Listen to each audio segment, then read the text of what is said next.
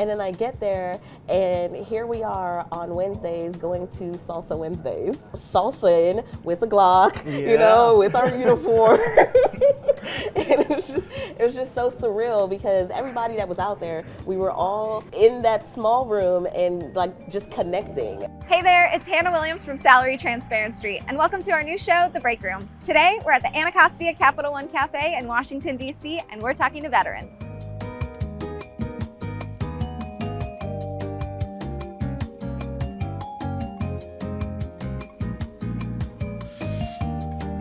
With Memorial Day just around the corner, we wanted to honor veterans and give them a platform to talk about their experiences and shed light on the good and the bad. We ask that you please listen respectfully, and just a quick disclaimer, there will be mentions of sexual assault, harassment, and suicide. Please take care of yourself. If you need to skip this one, we'll catch you next time. I'm James, I'm 31. I live in the DC metro area, and I'm a Marine Corps veteran. I served 8 years active duty doing motor team mechanic, and I was also an information operations plan and psychological operator. GM 36, DC metro area, and I'm an Army vet. I served 11 years in the Army, and I was a signal intelligence analyst. My name is John Albert. I'm 28 years old. I live in the DC metro area, and I'm an Air Force veteran. I served 4 years in the Air Force as a crew chief mechanic. I made about $22,000 to $24,000 when I started, and I left making $56,000, I believe. I don't really know how much I made coming in. Going out though, between $42,000 to $45,000 a year. Going into the Air Force, I made around $30,000. Exiting the Air Force, around $60,000, but this does include all of the basic allowance housing and healthcare benefits. Why did you join the military, and why did you separate? I joined the military because I didn't want to go to college. I know that sounds really terrible, but the way I saw it is I graduated high school, right? And I went to a community college for a couple years, and I was like, yo, I was in ROTC, I could do this, this is easy, right? And then I was working at HEB. The Army recruiter walked past me like once, twice, and then I walked up to him and I was like, hey, you guys looking for people?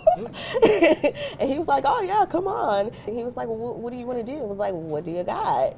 And they were like, oh, do you want this? And I was like, top secret clearance? I could totally use that later on in life. So reason I got out though is a lot different. I got out for family reasons. After I had my son, I went to a duty assignment, and it was eye-opening as to how not family-friendly these family-friendly units are. It was bad in the sense they would say, oh yeah, we have a formation at 4 a.m. I'm like, hey, you know, daycare doesn't start until 6:30. You know, what do you want me to do? Oh yeah, bring the kid. What? To a 4 o'clock formation? It's okay, we got someone that'll watch him. Yeah, no. After a few of those, I was like, you know what? Maybe this isn't for me, you know, because I didn't have that. I think it is family friendly if you have a support team family. Yeah. Oh, yeah. Right? If Support you're teams. like a single parent, it's not family friendly. Right, right. Yeah. So that's my whole reason for getting out. No, my reason for joining is kind of similar. Kind of didn't want to do college. Yeah. Didn't have the finances for college. Yeah.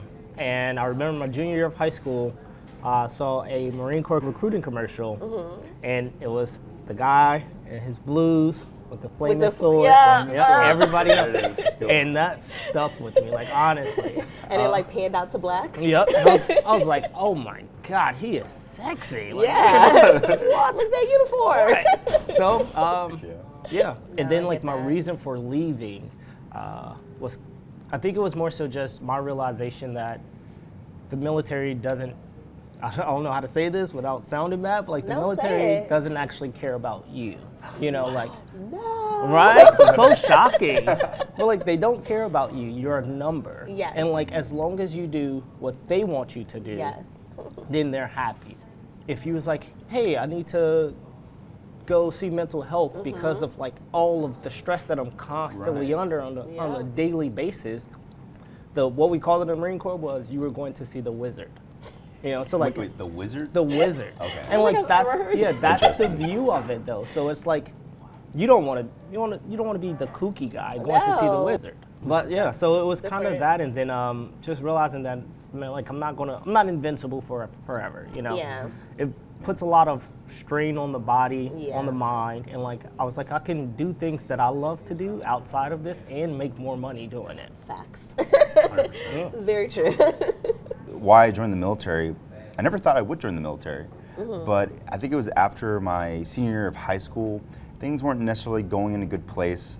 Family reasons, due to my low grades, because I was focusing more on video games to feel happy and moving away from responsibilities, I went to community college, and I had to support myself while working at a Ruby Tuesday. Yeah. So next thing you know, 1 year passes, it's 2015, I'm 19 years old, got $50 in my pocket, and I kind of broke down. I teared up because I was just like, what's going on in my life? Because my mom came here from Peru. They always touted education, Yeah. success, yet I wasn't following through. And then the light bulb, the lightning hit me, military. That could be an option. I Googled Air Force recruiter because out of all the branches, Air Force kind of appealed to me. And when I went to the recruiter's office, I remember it's next to a Bed Bath & Beyond, out of all places. Get your sheets and then surf. I ultimately landed as a crew chief role because that's what, as the recruiter said, you can join the Air Force as a crew chief, or you can go back to Ruby Tuesday, clean those tables. Choice is to yours, and I'm so happy I did. I learned a lot through those 4 years, a lot of tough nights, camaraderie, 12-hour shifts, but ultimately, I think I came out better for it, and now I'm going back to school. And that's ultimately what led me to separate. After the 4 years, although the money was good, the benefits was good, we're not invincible forever. Nope. Uncle Sam will use you, Yep. but like someone told me in the military, use Uncle Sam. Facts. So I took my GI Bill, and now I'm a senior at university and graduate later this year. Things That's are looking good. good. Things are looking good. Yeah. Is basic training / boot camp as difficult as they say it is? Absolute breeze walk. Didn't cry at all at night. Yeah, it was definitely challenging. I tried to prepare myself by watching YouTube videos, online reviews of how it went. But when you're in it, right, you get your head shaved. There's a big, tall, strong guy yelling at you. You're like, hey! It can get scary. It can get shocking. But I think it was challenging. But thankfully, due to the people and the process, we were able to get through it. But for me, it was a bit challenging. Yeah. What about you? I was in ROTC before, so like I was constantly getting yelled at. So for me, like going through boot camp, I was like, okay, yeah, you're gonna yell at me, but you're gonna help me in like 2 seconds. So Yeah. I think the most difficult part for me was put in a leadership role. I want to say it's because I was a woman that they kept putting me in leadership roles, because I don't know if this happened to you guys, but a lot of the males that came through the same time as I did weren't really accustomed to having women in charge or women telling them what to do. So I kept getting fired, but they kept putting me in the role. And they were like, oh no, she's gonna be in charge. And I'm like, I don't want to. But there was actually some conflicts, because you have people like, you know, in small towns that are not accustomed to things like that, you know, so. Yeah, for me, I think it is as difficult, but just not in the same way as that people think, especially like when it comes to the Marine Corps boot camp. Because like, yes, it's physically demanding, but that's what you're expecting. You know, you already expect them to be tired. Yeah. I think the biggest part is just the separation of family and loved ones. Yeah, the cutoff, right? Yeah, because I mean, like from the day you get there until pretty much like the day you leave, you have very limited to no contact with your family. I mean, you make a 15-second call when you get there, and that's kind of it, you know?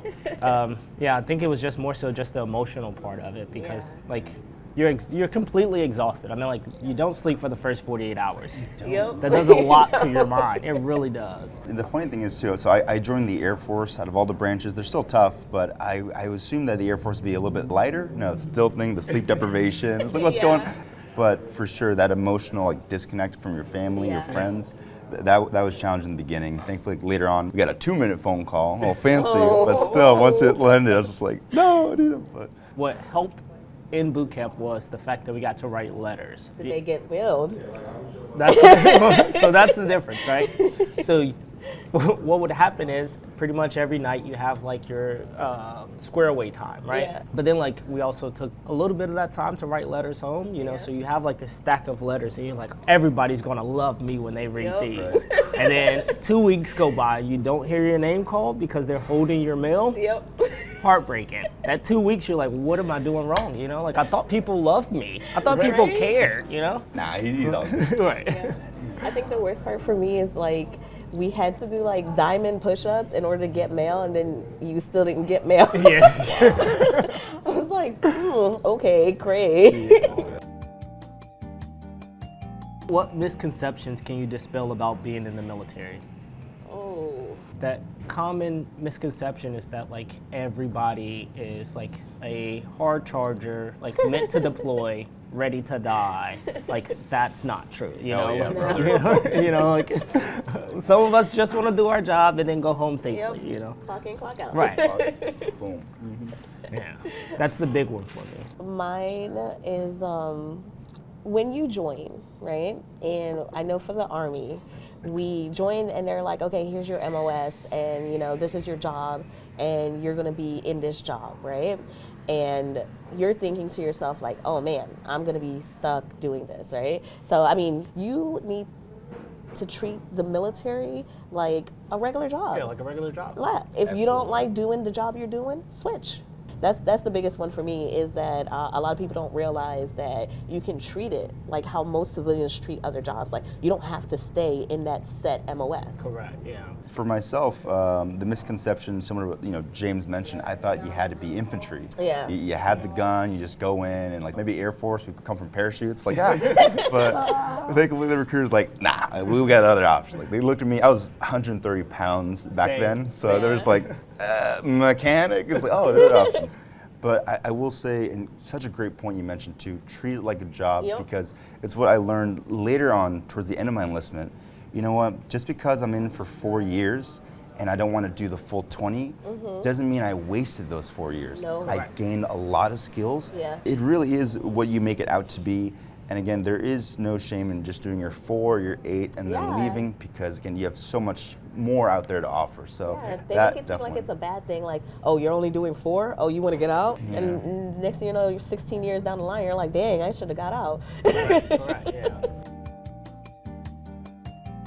Do you believe the military is a fair and equal experience for all genders? Oof. I definitely feel like there is a double standard when it comes to men and women and the way that they're treated.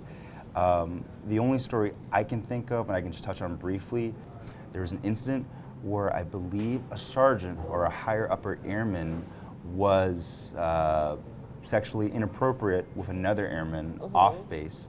And I think the woman told him many times, okay, distance myself, to the point where she had to go to the sapper office to let them know. And thankfully they did find the case and they demote him. I think it eventually kicked him out. Right. But that definitely was a wake-up call for me. Like, yes, even though we are in the military, men and women, there are some people who are just gonna, still that double standard. Oh, because you're a woman, I can treat you that way. Yeah. You're not really a soldier, And it's derogatory. It's horrible. But I hope since 2016 now, there have been some improvements. But I still have heard there are many cases where there's still kind of need to work on that. So Yeah. yeah. I was in for a long time. I was in for about 11 years. And I can honestly say through my 11-year experience, it's definitely different for gender. In my opinion, I have seen it. I have experienced it on many different cases, from sexual harassment to sexual assault. Now, was it against me? No. It was my first duty assignment. I didn't even go to my unit. I was still in the reception process. And one of the girls that, we hung out, she's like 19, and she comes up to me and she's like crying. And I'm like, dude, what's up? What's happening? And she doesn't want to talk about it. So I was like, okay, let's just jump in a car and, go to McDonald's or something. Yeah. She didn't share with me what happened that night until almost 6 months later. Wow. We were at a older gentleman's house, and so we're all having a good time. Everyone's having a good time, and then you're just like, oh shit, did that happen Yeah. while we were all While there? we were there. And it's because she was young. She was 19. Yeah. You know, she didn't know any better. Because I even asked her, I said, why didn't you just come outside and come get us? And she said, well, I didn't know what to do. And I was like, what?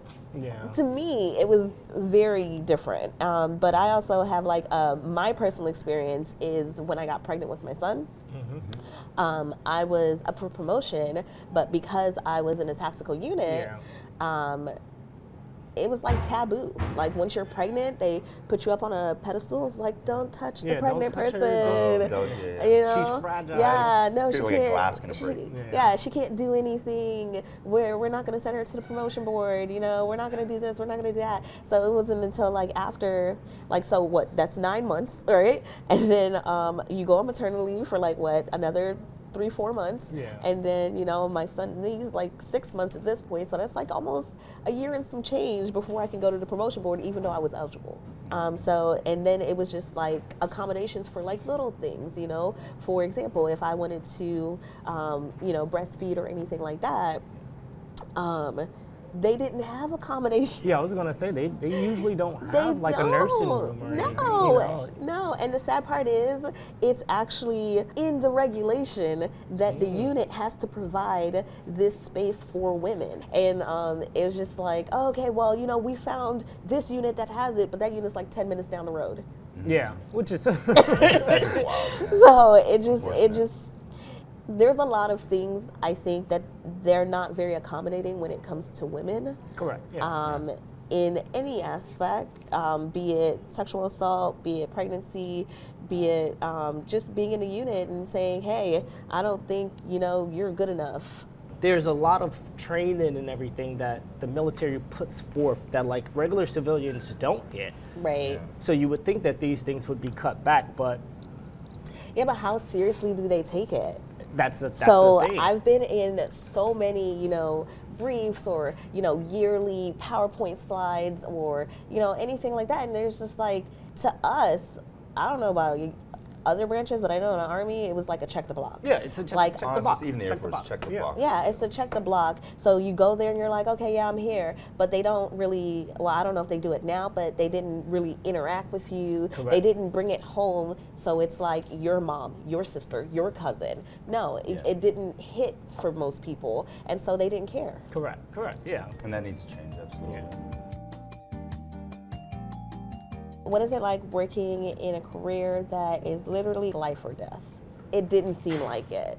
It didn't seem like, oh yeah, they're gonna go out there and I'm never gonna see them again. It didn't register that I'm never gonna see. Like I knew, but it wasn't. It's not at the forefront of your mind. No, no, Honestly. no. I mean, like it's kind of the same thing for me. I mean, like regardless of what deployment you go on or like how long you're out for us it's a lot easier to think like, oh, we're going to make it home versus thinking we're not going to. You Yeah. know, like so we just focus on The what here and now. Yeah, what we're told. You Yep. focus on the mission, you do your mission, and then when you come back, then that's when you have that time, but you don't really have No. that time. You know, like Yeah. never really thought about No. it being a life or death. You know, like I knew that I was coming home regardless. You Yeah. know, so For me, I did have definitely heavy moments of life or death, even though I knew I wasn't getting shot at. I Right. think it came more from anxiety and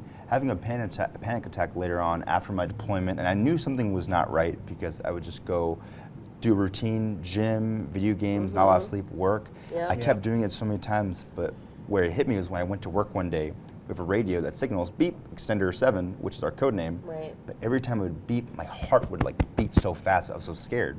So for me in that moment, I realized, oh wait, maybe I'm making it seem like it is life or death. And thankfully, I was able to see the wizard, the therapist, to help me calm down. But there can be moments of the stress. You got to get that checked out because Correct. it can, you know. Yeah. Oh, by all means. I mean, mental No, for health is sure. a huge part of it, and I think like us not thinking about the fact that Yes. it's life or death is like our way of coping with that stress. Yeah, I think Absolutely. so. I think so. Because honestly, when I think about it, being deployed, knowing that, you know, this base got hit or that base got hit, it just seemed like normal. Like, okay, yeah, it's expected. Like, that base is going to get hit, Yeah. right? But then, like, when I come home, because I was a parachuter. So we used to jump out of aircrafts. And so when I came home, we had someone that jumped out one day, and his main didn't pull. And so he was supposed to pull his reserve, but what happened is he was unconscious and he couldn't pull his reserve. And you know what the saddest part was for everyone is no one was actually mad that the entire unit got recalled. What was bad is we had to comb an area looking for a body, knowing that we just need to find this body. That hit us harder than if we were to go overseas and be like, oh, that base got hit or this base got hit. Like, Personal. well, I wouldn't even say it's personal. It's because we're home. Yeah, I was gonna say it's the home aspect that makes it a lot we're different. home. You know, like we saw that guy like 2 hours ago. We were, you know, drinking coffee or whatever, you know. So, yeah. What are the challenges of transitioning from the military back into civilian life? I think, like for me, it's been that transition back and losing people at that point, you know, Yeah. because I mean, like 22 veterans a day commit suicide, you know, Yeah. so like that's a huge part of like our community. Like once we leave, you don't No. feel as though you have that same support. Absolutely. And then, like I said, I did TAPS or separations and transition assistance program, whatever you want to call it. I did that twice. My first 4 years, at the end of that, I did it. It was terrible. And then after my second 4 years, I did it again. Yeah. And this time I was like, now you're going through it again, so pay attention. And it was pretty much still the same. Terrible. Yes, still just as terrible because like they just vomit all this information on you All of it. Oh yeah. and go, all right, you're prepped, you're ready to go. But meanwhile, like, if I needed to learn how to fix your plane, you send me to a course for 6 months. Right. For Right. 6 months, and you expect for me to transition and become a regular person Yep. after 3-4 days? It's not the same intensity or No. dedication. Correct. Yeah. One of the biggest challenges for me was losing a sense of purpose and a sense of self. It was an out-of-body experience for me. I was probably there transitioning. I didn't go back home because I had my son. So it was like, okay, I need a job. I need to find someplace to go. And I had no one to turn to. Yeah. Yeah. Then going through TAPS, it was just like, technically, according to the books, I'm making like, you know, $42,000 a year. But you're telling me that I need to make $92,000 in order to live? Exactly. Easy. Let That- me just get a job real What? quick and like it, yeah. Like, who's gonna hire me for $92,000? Where am I gonna? So it's just, and then you look at your job, look at your credentials, and then you're like, okay, well, you know, where can I go that's gonna give me the money that I need? And then it's like, okay, well, yeah, okay, cool. I can go here and get all the money that I need, but you know, what is the life like there? Like, am I going to be killing myself to go to work every day? You know, like, what Yeah. is my family life going to be like? Do I have friends in the area? Do I have a back support or anything? You know, so And the only thing I really want to quickly echo is just you pretty much nailed it all. For me, it was also that loneliness, right? Yeah. Because we come from camaraderie, serving the military, and then you leave that maybe for personal choice, and then you lose that. And the Yeah. question is, like, we have basic training so that we're set up for success in Yeah. the military. But where is that basic training to be set up for success as a civilian? yes, TAPS is obviously nothing Nope. compared to the aviation training. It's something. But the only thing I'll tap onto that was saying, I am grateful for my TAPS, at least in the Air Force and at Travis Air Force Base where I was stationed, because I was instructed by these two awesome women who did, thankfully, out of their time, took more time and effort to show me about the resume and LinkedIn. Yeah. But Awesome. I wish that was for all TAPS. for because all. they're Yeah, all no. created equally. But yeah, they need to improve on that. they so. do. They gave us a laptop and they were like, "Here's a laptop. Do your resume." They, It's they like- didn't even do that. They were like, come Oh my in with a gosh. resume, and then we didn't look at it at all. Have you felt supported as a veteran by the military, VA, your community? What can be improved? I wouldn't say yes necessarily, but then yes at the same time. And that's only because I myself seeked out a lot of help Yeah. afterwards. One of my great buddies, we actually served in the last unit together, and he, from our experience, he started a YouTube page to assist veterans on their transition and their disability claims. It's called Yes. the CIV. Yeah. Yeah, so he started that. And like we also do things like the Silkies hike, which the Irreverent Warriors, they hold Yeah. every year pretty much all over the country. We always do the DC hike, but seeking out those other veterans that Yeah. are looking for, that same, I guess, nostalgia that we had, because Yeah. as a veteran, there's a certain lingo, Yes. like yeah. there's a certain way that we like to have conversations that you just can't get No. with a regular civilian, Hey, what's the ETA and the meetup? Estimated time of arrival? Yeah. But yeah, so that's like one way that it helped. But then like also making sure that like I go back and look at those things in TAPS that like I was supposed to look at it, like my VA disability, which has played a huge role in like helping things. Somewhat, the VA still needs to get their stuff together, but they're working on it, I guess. Yeah. But yeah, we're slowly getting there. Yeah. They have a lot more programs, right? They have women programs, they have disability programs, they have a lot more. I think some of them are even like race driven or even transgender driven. So what is helping, or what did help me, is they have this program where they call you every 3 months for a year to see if you need help. Okay. Hey, that's what I'm talking about. Right? So I got a phone call and they're like, hey, we're at 3 months, are you good? I'm like, yeah, I'm good. I'm looking for jobs. And I'm like, did you find one? No. Are you living in Houston? Do you need a place to live? So they're offering these things. Although there's definitely room for improvement, of course, I'm always grateful for the 9/11 GI Bill. Yeah. Oh, yeah. Because that was the main thing for me going in, and then when leaving, although it's very scary to leave, right, from that camaraderie, from that guaranteed base pay, the fact that, hey, you can go to school free of charge. Yep. And that's why I'm able to still go back to university. And I'm a senior this year. I'm going to graduate with my degree in business administration, focusing on marketing, Right. but all paid for through the GI Bill. Right. So I'm very thankful for that. But I think ultimately, I will say, of course, as veterans and accountability, one thing I think they need to harp on more in TAPS, the Transition Assistance Program, is that self-advocacy. Yeah. Because we Yes. have those tools and we know, but sometimes maybe we need that reminder. Because Yeah. you do go from 4 years, 8 years of you're told what to do. If I say Where to jump, be, what if to I say do. jump, you say how high. Right. No, you jump until you think I'm satisfied. So exactly, so I'm satisfied.